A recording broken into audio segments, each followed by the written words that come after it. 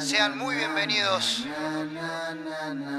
a la corriente libertaria, la reconcha de su madre.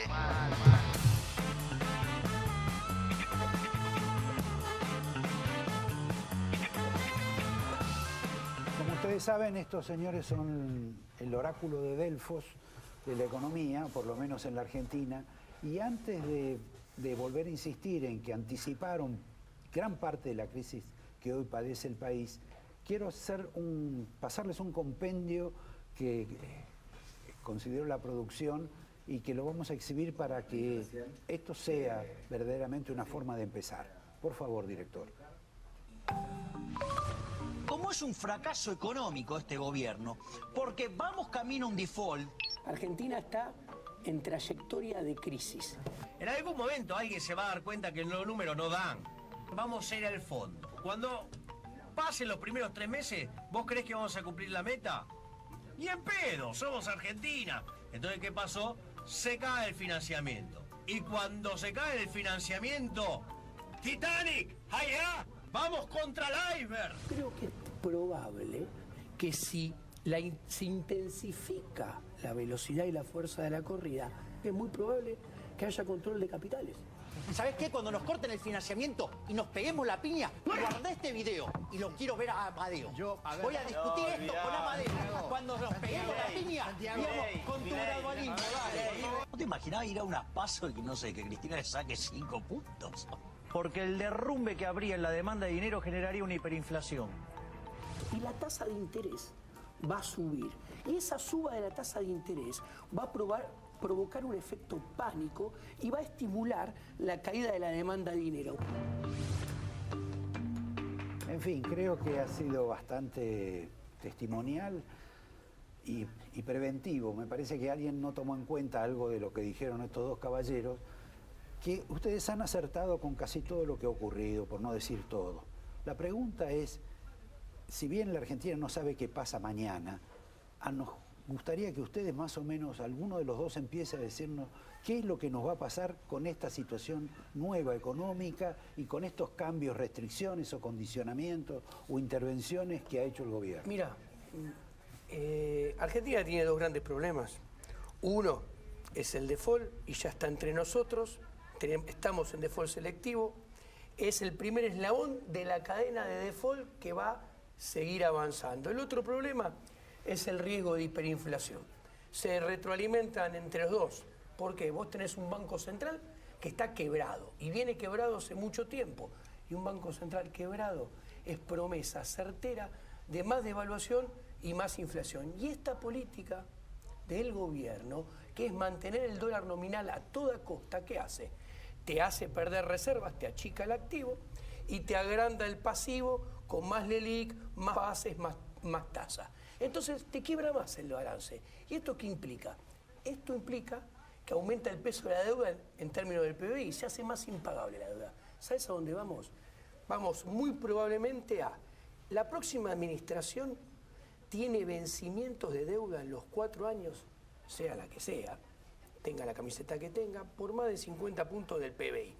Entonces, es impagable la deuda. Aparte, es insolvente en términos intertemporales porque necesitarías ya un superávit de 4 y tenés un déficit con suerte de -1. ¿Eso quiere decir que no han operado sobre los intereses tampoco? No, pero ¿me dejás que te haga un comentario adicional sobre la mala situación?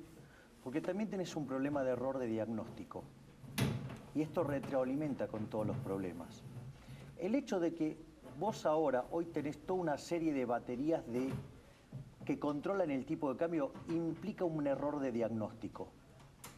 Básicamente, ¿qué es lo que está mirando el gobierno? Dice, bueno, yo voy a controlar el tipo de cambio para que no se me espiralice el tema de la inflación, para cuidar a la gente.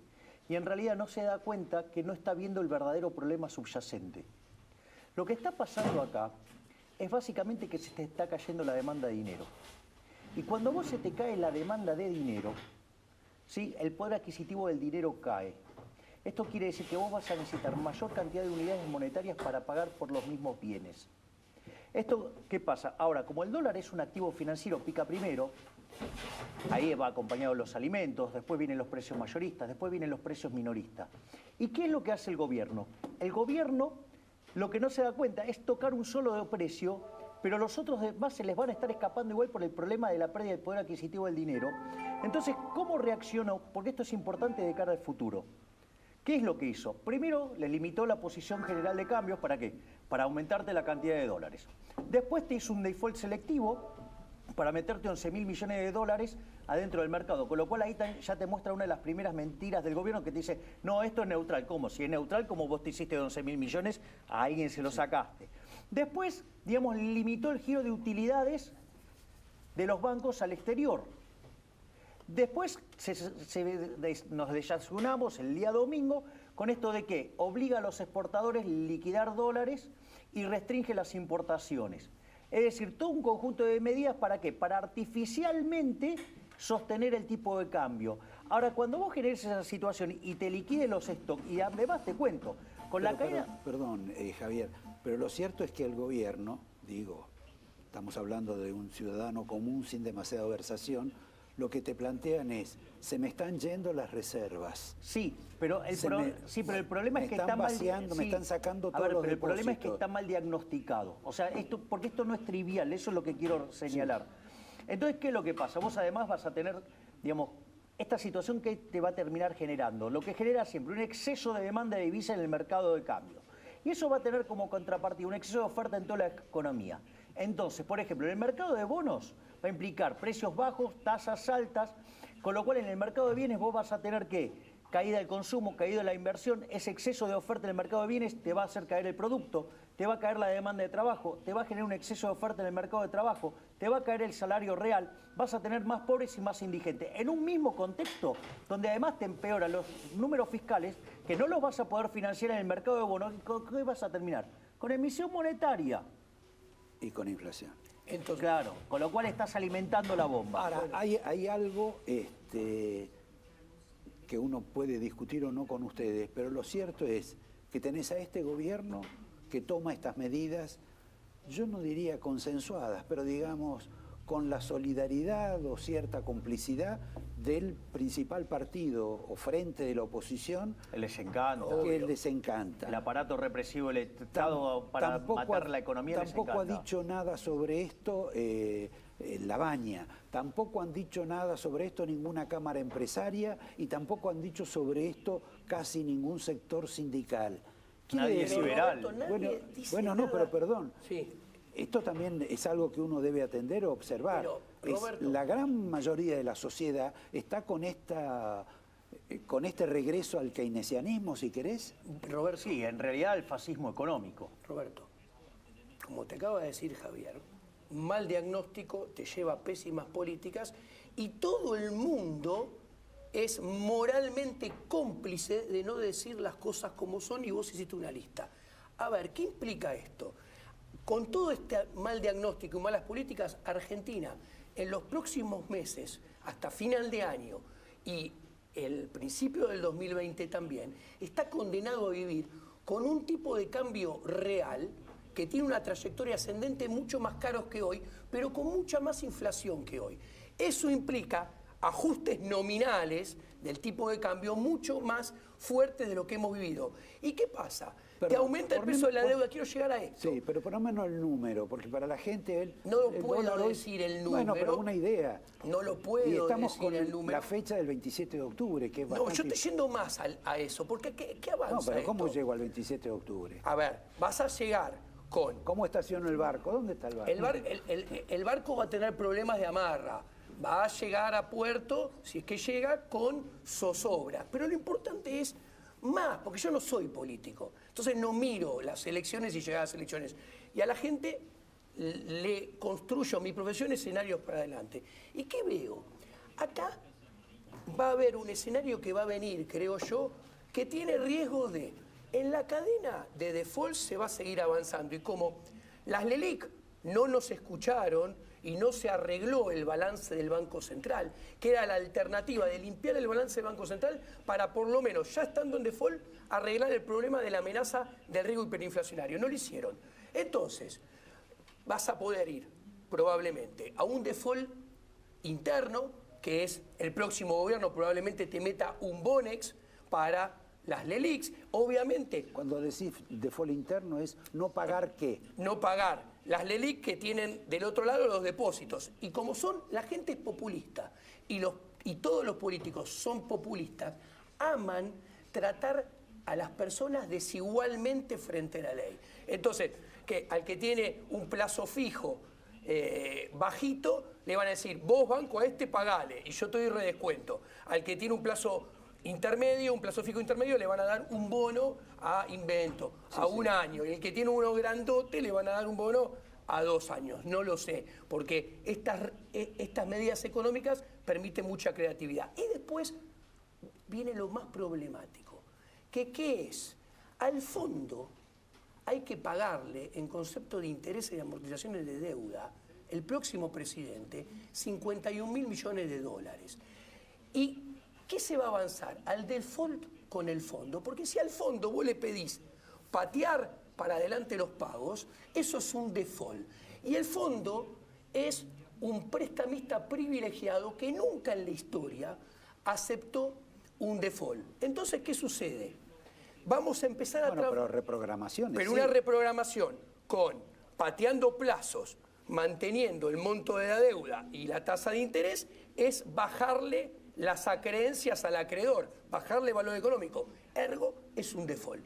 Entonces, ¿qué va a suceder? Acá vamos a entrar en el default más problemático de la historia, porque va a ser la primera vez que un país va a defaultear al fondo. Entonces, ¿qué sucede en eso? Ahí va a entrar un trade-off entre, ok, vos fondos querés seguir siendo prestamista que no acepta quitas, la quita que le voy a hacer a los bonistas, entonces va a ser mayor todavía y va a empezar a que este es el último eslabón. El cuarto eslabón de la cadena de defaults. Este es el selectivo, después viene el doméstico, después viene el fondo. Más restricciones. Claro, y del otro lado, todo esto va a generar que la demanda de dinero, como decía Javier, se desplome a niveles subterráneos. Del otro lado, el dólar y la inflación van a volar y esto va a tener consecuencias muy negativas en la economía real. Y Argentina probablemente vaya hacia una de las peores crisis de la historia porque va a tener ingredientes donde los valores de las variables socioeconómicas van a alcanzar niveles, tal vez, en varios indicadores, nunca alcanzados en el pasado. Este es un proceso también de cierta dolarización, de hecho. Sí. ¿Se termina en eso? Bueno, nosotros, de hecho, en el libro Libertad, Libertad, Libertad, lo que proponemos es directamente algo mucho más radicalizado que la dolarización. Porque vamos a ponerlo en estos términos. Si vos tenés que elegir entre la dolarización y lo que se llama la convertibilidad, en principio la convertibilidad era superior. ¿Por qué? Porque vos, al tener un sistema de encaje fraccionario, frente a una situación de corrida, vos podés resolverla dando redescuentos contra buenos créditos, por ejemplo, como se hizo durante el tequila, mientras que Roque Fernández era presidente del Banco Central. Pero ¿qué es lo que pasa? Si vos llegás a tener una situación de las mismas características, pero dolarizado, vos no podés emitir dólares. Ese es el primer problema. Entonces lo que nosotros decimos es, a ver, ¿cuál es tu único motivo por el cual vos tendrías un banco central? El único motivo por el cual vos tendrías un banco central es para que te actúe de prestamista de última instancia. ¿Sí? Ahora, si vos eliminás la función de prestamista de última instancia, no lo necesitas más. Por eso nosotros proponemos un sistema de banca Simon, que es un almacén de valor, que es como si fuera una caja fuerte, dejás tu dinero, lo retirás cuando quieras, te puedes sacar fotos con el dinero, sí, lo vas a visitar, le decís hola, ¿cómo estás? A los dólares, sí, ¿qué tal, Benjamin? ¿Cómo estás? Por flanking, ¿no? Digo, y al mismo tiempo, sí, te cobran un fee. Y por otro lado, si vos te gusta ganar tasa de interés, dice el dicho que si te gusta el durazno, bancate la pelusa, vas a fondos comunes de inversión, ¿sí? Donde vos ganás tasa de interés, que a diferentes niveles de riesgo vas a tener diferentes tasas de retorno y el mismo proceso de mercado va a liquidar a los que son malos y va a dejar a los que son buenos, y en caso de que se caiga un fondo, no tiene que sociabilizarse la pérdida. Una vez que vos haces eso y separaste esto que es la banca Simon, o sea, banca almacén de valor con O sea banca que de la inversión. moneda la emite cualquiera. Bueno, todavía no llegamos a ese punto. Una vez que vos haces eso, Es que estoy en un adelantado. sí, eliminás o sea, vas a un sistema de banca libre de modo tal que los propios bancos tengan incentivos a hacer las cosas bien, porque si no lo pagan con su patrimonio, y se lanza la competencia de monedas. Desde nuestro punto de vista, a la luz de lo que ha sido la historia argentina, la moneda que va a elegir el argentino va a ser el dólar. Una vez que vos encontrás la moneda que eligió la gente, vas a tomar los activos del Banco Central, lo vas a mapear contra los pasivos del Banco Central y ahí lo vas a convertir. Y entonces pasás a tener una economía, supongamos, dolarizada. Y ahora es la parte más interesante de todo esto. Que son las vacaciones. No. ¿No? Los argentinos tenemos en el colchón 400.000 millones de dólares. La inyección que esto podría implicar en el sistema productivo, toda esa riqueza acumulada para financiar nuevos proyectos de inversión, no solo que implicaría una tasa de interés bajísima, sino que implicaría una cantidad enorme de proyectos donde vos empezarías a notar tasas de crecimiento como nunca en la historia argentina, otra que tasas chinas. Ahora, discúlpenme. Y obviamente no tenés más inflación. Si todo este problema se resuelve dándole una pequeña puntapié en alguna parte sensible al presidente de Sanleris del Banco Central. No, es eliminar el Banco Central. Y cerrar las puertas y quizás hasta ir con un bulldozer y eliminar el edificio. Esto no ha sido contemplado por ninguno. Déjame explicar a mí, Diego. A ver, te explico cómo es la situación. Bueno, yo le voy a explicar a la gente que ellos a veces discuten entre ellos. No es que a él le gustan los gatos y a él le gustan los perros. Es importante esta... pero digo, yo para, digamos, acompañarlo con la idea. A ver, ¿cuál es el punto? El punto central, que la inflación es una estafa. Esto, digamos, por ejemplo, suponete nosotros estamos acá en una economía que transamos en monedas de oro. ¿Sí? Ahora suponete que yo agarro, ¿sí?, y encuentro la forma de convertir el plástico en oro. E ingreso ese plástico con forma de oro, que nadie se da cuenta, y ingresa como oro. Entonces todos trabajamos como si fuera oro. ¿Qué pasa? El precio del oro cae y todos los precios expresados en unidades de oro sube. Y eso se llama inflación.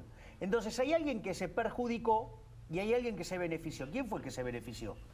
El que pudo falsificar. ¿Quién es el que puede falsificar de la mejor manera? El Banco Central. Es decir, eso es una estafa. El Banco Central es una estafa, es un robo de la corporación política contra los individuos. Bueno, perdónenme porque tenemos que ir a un corte. Bueno. Les propongo, quiero seguir con esto. Les propongo a ustedes una breve interrupción, una disrupción, como dicen ahora en la economía, para volver con estos dos caballeros y además con una especie de atractivo. ¿Qué hicieron con Carlos Menem? Porque estuvieron con Carlos Menem. Quiero que me expliquen cómo es la relación de ellos con Alberto Fernández, la relación con un liberal como Guillermo Nielsen. Y si todo es tan fácil, ¿por qué el resto de la gente no ve esto? En un minuto nomás vamos a seguir con estos dos caballeros, el gato y el perro, o el perro y el gato. Perdón, no te dije Macri. En un minuto nomás. Gracias. Claro. Déjame.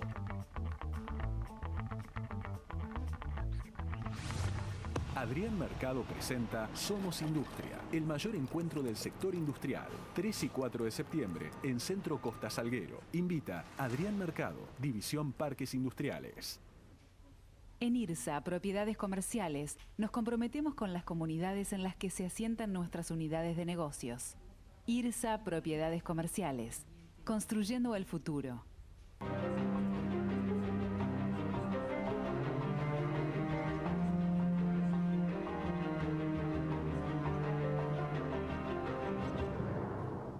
En Tigre tenemos dónde encontrarnos. Más de 40 plazas renovadas para compartir entre todos los vecinos. Seguras, iluminadas, sustentables y recreativas. Con juegos adaptados, canchas de fútbol, tenis, básquet, ping pong y un skate park municipal para disfrutar día y noche los 365 días del año. El futuro está en todos. Tigre, municipio. Todos sabemos que Maxi Consumo es el supermercado mayorista que siempre te da algo más. Atención personalizada, la mejor calidad, al precio que buscas y encontrás. Con todos los medios de pago. Comprar en Maxi Consumo es una experiencia redonda.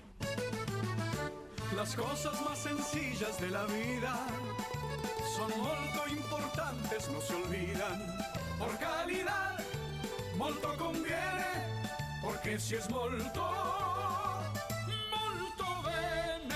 Molto, más de medio siglo en la mesa de los argentinos. Los mejores estrenos están en Telecentro Play. Disfruta de Rápidos y Furiosos 8. Fragmentado. Re Loca. Tu mamá te requería. ¿Qué me va a querer esa vieja chota? Deadpool 2. Y de los mejores estrenos de Fox Premium en todos tus dispositivos, cuando, como y donde quieras. Telecentro Play, la nueva tele de Telecentro. Existe una nueva forma de conducir, con un auto que mira en todas las direcciones, que acelera y desacelera con un solo pedal, capaz de percibir y adaptarse al tránsito que lo rodea. Un auto lleno de innovación y nada más que innovación. Nuevo Nissan Leaf. Simply amazing.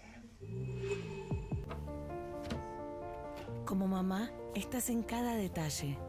Le prestás atención a las pequeñas cosas, especialmente cuando llega la noche y tu familia descansa. Por eso, elegís el nuevo Fuji Noche, el único que con solo 4 aplicaciones, una en cada esquina de la habitación, protege a tu familia de los mosquitos por hasta 10 horas para que puedas descansar tranquila. Fuji, protege como vos. SC Johnson, una compañía familiar. Aeropuertos Argentina 2000 presenta Modo Aeropuerto. Ese estado único al que llegás cuando entras a uno de nuestros 35 aeropuertos. Es aprender a soltar. Chau mails, chau agenda, chau rutina. Modo Aeropuerto es ser flexible a la hora de vestirse. Redefinir el buen gusto. Es experimentar con todos los sentidos. Y es relajar antes de relajar. Ponete en Modo Aeropuerto y entra en un estado emocional único. Aeropuertos Argentina 2000, el lugar donde tus emociones toman vuelo. Mercado Libre.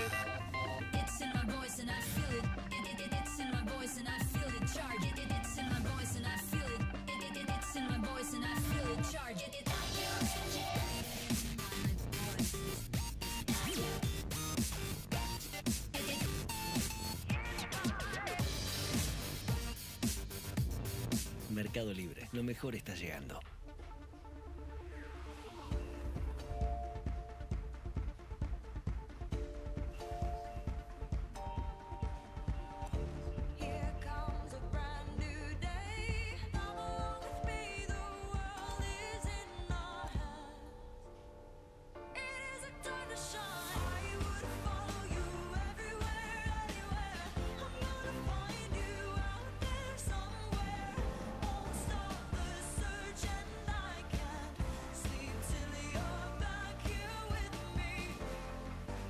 En BBVA avanzamos para poner en tus manos todas las oportunidades del mundo. BBVA francés es ahora BBVA, creando oportunidades. Manos, toquen el mundo, cosas nuevas, cosas de todos los días. Para eso se creó el nuevo sanitizante de manos Lisoform, una espuma líquida única que mata el 99,9% de los gérmenes y que es suave con tus manos. El Lisoform que ya conoces, ahora para tus manos. El mundo está hecho para tocarlo. Lisoform, SC Johnson, una compañía familiar. Gran energía. A mi señal parás y mostrás el número 1. ¡Corte! Ahora quédate quieto. ¡Corte! Va a parar, ¿cierto? Él nunca para. Es Mr. Energizer. Tengo una idea. Energizer Max Plus, nuestra alcalina número 1 de mayor duración. ¿Sentiste un tirón y no das más del dolor? Probá Ibovanol Max Rápida Acción, que alivia dolores tan intensos como el muscular, de cabeza y de muela hasta por 8 horas. Ibovanol Max Rápida Acción, el Ibovanol más potente. Aterriza en Provincia Seguros y viaja. Asegura tu auto y hogar y suma hasta 10.000 millas a Aerolíneas Plus para volar a donde quieras. Llama al 0810-222-2444 o consulta con tu productor asesor de seguros. ¿Por qué está Mr. Músculo en medio de una multitud? ¿Y por qué está Mr. Músculo cantando karaoke? Porque ahora a los González les encanta tener gente en casa. Porque descubrieron una nueva forma más rápida de mantener la cocina limpia. Con el nuevo Mr. Músculo Cocina Extra Power, que es 10 veces más poderoso contra la grasa y además tiene un aroma más fresco. Nuevo Mr. Músculo, 10 veces más poderoso contra la grasa. SC Johnson, una compañía familiar. En Baires Plan cuidamos tu salud. Planes a medida y precios bajísimos. Cada 2 adultos, un menor sin cargo. Asociate desde 29 pesos por día al 46168991 o en bairesplan.com.ar.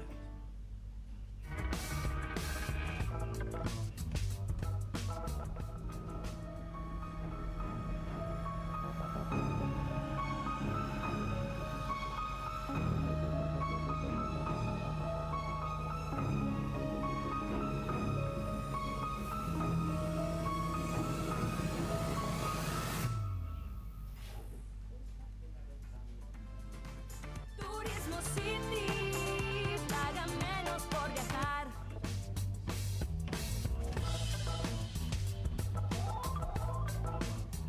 A la gente de Turismo City vamos a pedirle que también ofrezca el tema de los barcos y sobre todo el barco de la Cunza.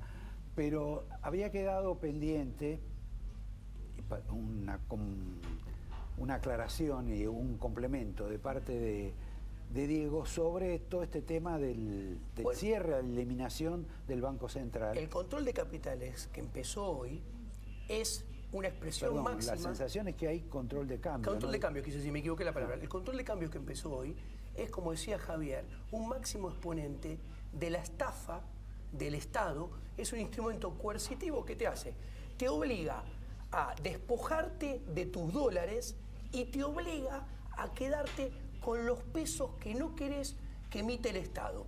¿Y esto cuál es el problema? Que nosotros, los argentinos, ahorramos en dólares, porque el dólar preserva nuestro poder adquisitivo y nos asegura nuestro consumo futuro, que es nuestra prosperidad y porvenir. Entonces, ¿qué sucede? Esto hay que entenderlo. El peso no es reserva de valor. Y esto nos convierte en un ave raris diferente a los países de la región. ¿Por qué? Porque cada vez que nosotros ahorremos o queramos ahorrar, o sea, ya sea 10, 100, 1000, 10.000 o 100.000 dólares, eso te genera, en el momento que ahorramos, un desequilibrio al mismo tiempo en el mercado cambiario y en el mercado de dinero.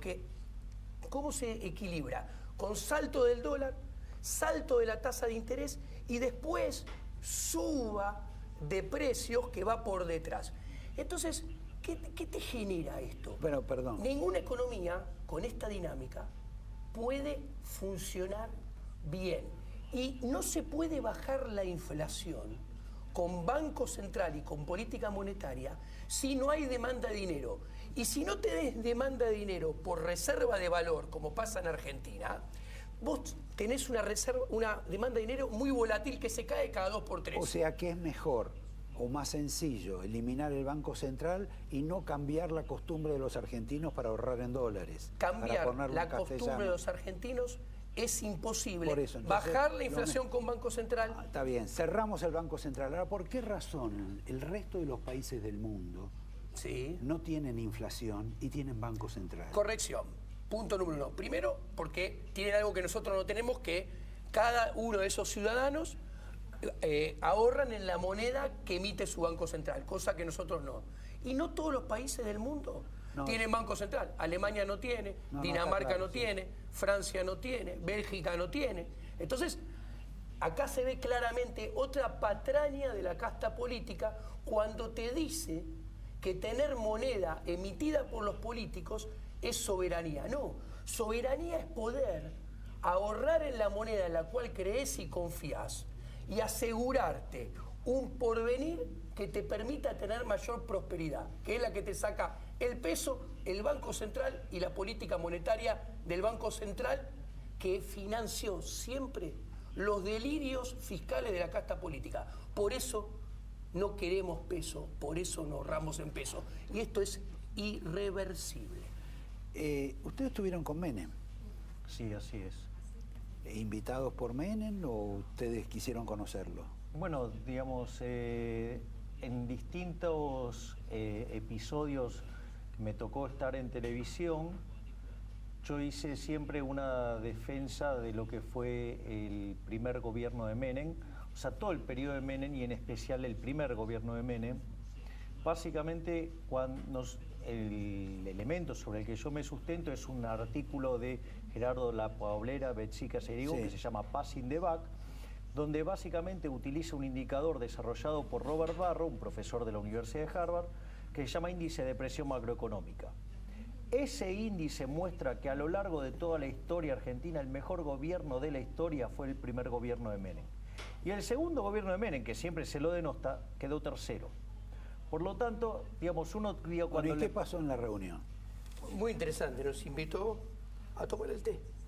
O sea, yo realmente quería conocerlo, Javier también, él nos quería conocer a nosotros, nos manifestó que le gustaba el trabajo que hacíamos, la difusión de las ideas que hacíamos, y nada, tomamos el té, hablamos de cosas, sándwiches, una reunión de 1 hora y media muy amena. ¿Y con Fernández cómo están? Bueno, yo digamos con Alberto tuve la posibilidad de conocerlo. Yo me lo crucé en distintos canales de televisión, empezamos a interactuar y tuvimos almuerzos y tuvimos algunas reuniones en las cuales nosotros tuvimos una interacción, digamos, sumamente positiva. Yo siempre manifesté que tengo una opinión muy positiva sobre Alberto Fernández en términos de que es una persona inteligente, es una persona tremendamente pragmática. Y como si todo fuera poco, digamos, él es el responsable armador del kirchnerismo.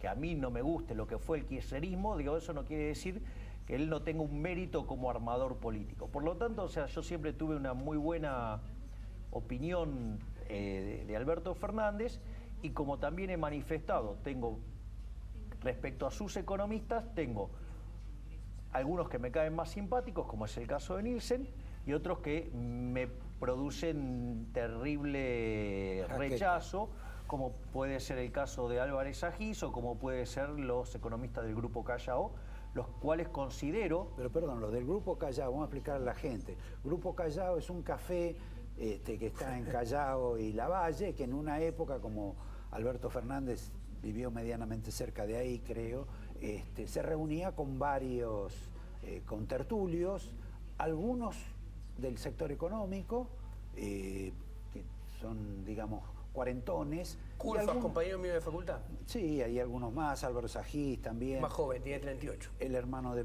cuarentones, el hermano de Peirano, creo, está también, que parece que sabe de economía, el nieto de Cafiero, como la familia sabe de todo, es una gran ventaja, pero para explicarle a la gente. Ahora, esa es, digamos, una especie de matriz que tiene Alberto Fernández, sí, pero eso... y no es precisamente liberal. No, justamente, esa matriz es tremendamente peligrosa. Recitan todas las...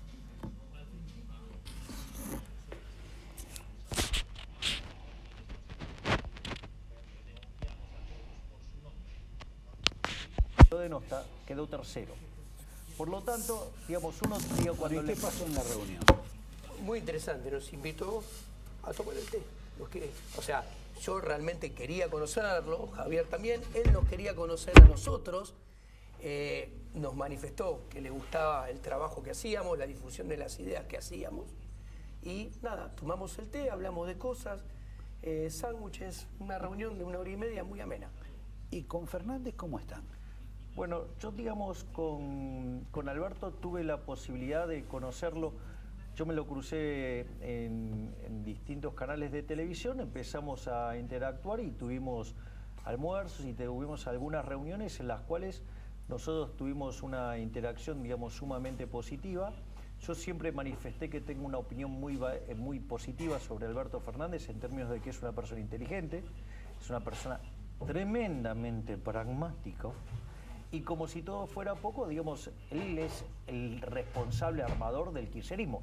Que a mí no me guste lo que fue el kirchnerismo, digo, eso no quiere decir que él no tenga un mérito como armador político. Por lo tanto, o sea, yo siempre tuve una muy buena opinión de Alberto Fernández, y como también he manifestado, respecto a sus economistas, tengo algunos que me caen más simpáticos, como es el caso de Nielsen, y otros que me producen terrible rechazo, como puede ser el caso de Álvarez Agis o como puede ser los economistas del Grupo Callao, los cuales considero... Pero perdón, los del Grupo Callao, vamos a explicar a la gente. Grupo Callao es un café que está en Callao y Lavalle, que en una época, como Alberto Fernández vivió medianamente cerca de ahí, creo, se reunía con varios contertulios, algunos del sector económico, que son, digamos, cuarentones. ¿Culpa, compañero mío de facultad? Sí, hay algunos más, Álvaro Sagís también. Más joven, tiene 38. El hermano de, por eso, cuarentones.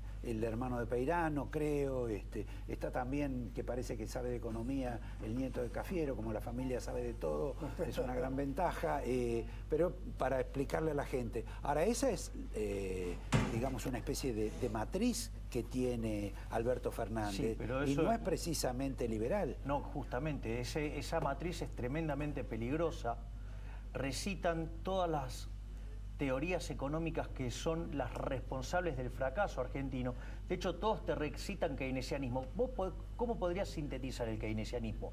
Política fiscal expansiva, o sea, hacer déficit fiscal financiado con deuda o financiado con emisión monetaria.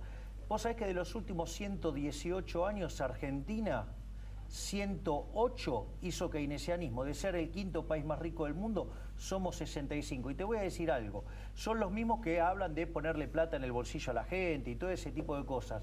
Si vos vas a hacer política fiscal expansiva, yo te aviso, el próximo gobierno va a tener un muy grave problema. ¿Sabés por qué? Primero porque, digamos, va a encontrar un país en default, con lo cual no va a poder conseguir financiamiento de deuda. Y lo va a tener que financiar con emisión monetaria. Y si lo financia con emisión monetaria en una situación donde se viene derrumbando la demanda de dinero, va a repotenciar el proceso hiperinflacionario, sumado a un banco central que está quebrado. Que para que te des una idea de lo quebrado que está, esto lo mencionó Diego. Hoy tenés 14.000 millones de reservas de libre disponibilidad y los pasivos monetarios entre base monetaria, LELIX y pases, que son posiciones a un día, tenés 70.000 millones de dólares. Ahora, ¿para ustedes se explota la Argentina pasado mañana? Bueno, mirá cómo será. Trata de ser breve porque ya me están echando. Mencionaste a Nielsen. Hace 5 años con Nielsen hablamos de macroeconomía, los dos, casi todos los días. Yo le aconsejé, Guillermo, yo si fuera vos sos mi amigo, quédate afuera al principio.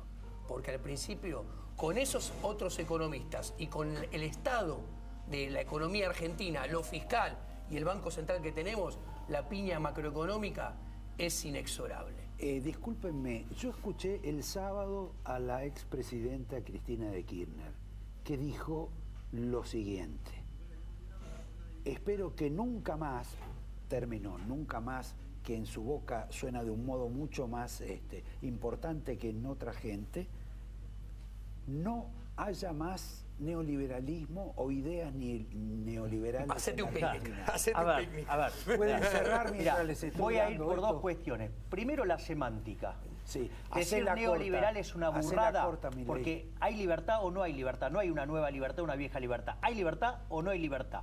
Es el primer punto. Y el segundo punto es un término propio de un fascista, propio de un nazi, porque en realidad el término neoliberal... Se está poniendo bien el programa y justo nos estamos yendo. El término neoliberal lo inventó un marxista llamado Alexander Rustov en 1939, ¿sí? ¿Y sabes para qué lo hizo? Para poner una posición intermedia entre la posición de los nazis y los fascistas y el liberalismo. Lo llamó la tercera vía, donde Mises le dedicó un libro que se llama El mito de la tercera vía, donde Hayek mostró que esas intervenciones producen fallo del Estado y que siempre conducen a más intervencionismo. Pero ¿sabés desde qué lado se decía eso? Desde un lado fascista, desde un lado autoritario, desde un lado de los comunistas que arruinaron al planeta. Tengo un regalo, tenemos un regalo. El angelito, el otro angelito. Un regalo muy importante, no es el libro. ¿No?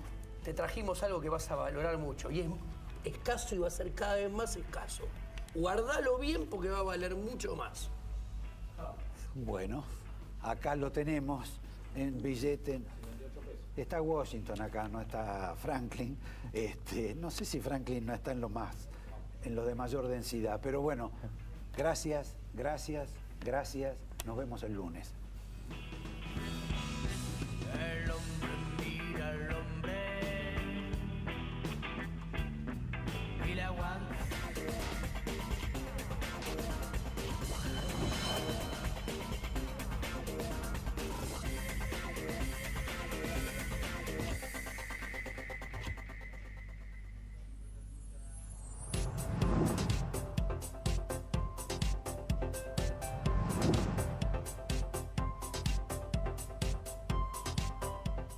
próximo 19 de septiembre, en el Grand Hyatt San Pablo, se realizará el tercer Seminario Internacional de Líderes de Brasil y Argentina. Yo creo que es una importancia fundamental, es la posibilidad de encontrarnos, de empezar a ganar más e mais confiança entre nós e conocernos. Primeiro, uma boa iniciativa. Ela valoriza uma relação bilateral, institucional, diplomática, cultural e negocial entre duas grandes nações. Informes e inscripciones en www.liderestv.com.ar. Jueves 19 de septiembre de 8 a 13:30 horas en el Gran Hyatt de San Pablo. Organizan Editora Spring y Líderes TV. En Líderes, un programa especial como homenaje al arquitecto César Pelli, a un mes de su fallecimiento. Entré a la arquitectura sin tener idea bien de lo que era. Una entrevista que muestra en primera persona el espíritu de un hombre que revolucionó el concepto mundial de la construcción de rascacielos en Tokio, Shanghái, Kuala Lumpur, Nueva York, Madrid y Buenos Aires. Aprendí cómo hacer ese esfuerzo extra para ir más allá. Y fue importantísimo en mi vida. ¿Cómo construyó las Torres Petronas y cuál es el rol que tiene la arquitectura y el paisaje en la dinámica de las ciudades? Las reflexiones más profundas de César Pelli, un hombre extraordinario por su talento, humildad y coraje. En Líderes, un programa para rendir tributo y recordar a César Pelli, con la conducción de Cecilia Lucía Puig.